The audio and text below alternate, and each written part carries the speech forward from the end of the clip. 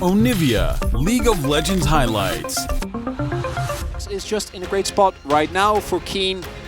Now the opportunity, does he want to go for the skill matchup, pick a Fiora up because he has been playing well enough, or are we going to play it safe? The classic Ryze-Gnar combo that I believe. Ultimate, you'll be feeling a lot better, but does mean that they have to give up the early dragon, which they'll do with grace. Yep, you're not really going to be too happy about giving away a Infernal. Is going to try and lock down this turret.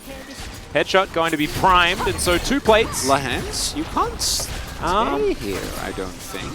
Well, he's going to. Whether or not that's a good idea is going to be another question. As there's a cease and desist. Let's see whether Lahans can keep himself alive. I don't think so, as there's first blood going over to Deft. So Dplus Kia grabbing the best side of that trade. Q the Caitlyn, get her out of there. And the Drake has been started. Canyon looking to come on over, but not going to be able to get there in time.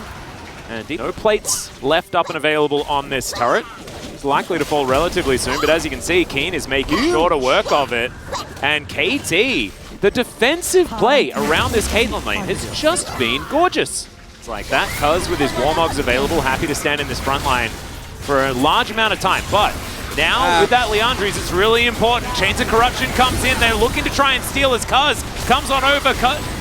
Canyon going to be able to pick up the eye, but BDD, he's realm warped into the back, not able to do quite enough, though that's a huge Gnar from Keen, but he's still going to have to try and make his way out, and Showmaker's at full health. He does so much damage.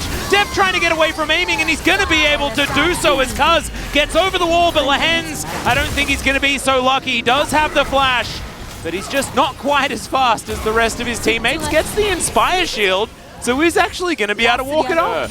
BDD, who does have a decent wave, but still, he's going to be able to get it. There we go, Deft with the cleanse, but I don't think it's going to be enough to save him. Chains of Corruption, just the edge. It's going to be able to pick that one up there for aiming.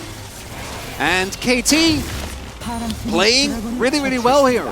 Continuously pushing against Dplus, not allowing him to take any objective for free. And they're really nicely here with the predict on the ultimate. Hits it, and even the cleanse, unfortunately, not enough to save Deft there. Nope. And so now, I personally have a slight favor for the Dplus composition, provided that they can actually do setup. Because if there is a opportunity for Keen to find a flank, to get into the backline easily, that's a big risk. But now, sieging this bottom side, BDD has his 2 items now complete, very close to having the Rod of Ages tick up for that extra level. That is where the largest damage dealer on the Rift alongside Showmaker, as the flash has to come out from Lahans. Cuz throws the prison in, but there's a cease and desist. Canyon pushes him back with the Vault Breaker, and that is the jungler dead. This could be massive as Canna finds the Counter-Strike. Aiming's going to be pushed out. Lahans slowed down by the volley, and that is another kill for Dplus Kia. Oh dear, this game went from them getting soul point by still denying the Baron. They would have been in a great spot, but Keen is mega. Yeah, gonna find the Gnar onto Deft. He does manage to buffer, but I don't know whether he'll survive. Has to flash, but he's gonna be able to do so as the Gnar goes down. Now Canna is fighting BDD. He has to flash, but there's the Counter-Strike flash from Canna as well. Aiming off to the side can do nothing now. Really is as straightforward as Cuz gets 100 to 0, and then there is a really nice flank ward as well. Yeah, no, game's done. It's over. It's looking a little bit dicey for KT. The support Ashe is very, very strong and can certainly snowball that in a lot of ways. As she is going to land a nice ultimate, but the Glacial Prison going to be there. Canna gonna have to back away, but the Chaos Storm doing so much work. Cease and Desist puts BDD right in the middle of it as the Vi is going to be taken down in response. Counter-Strike from Canna keeps him alive.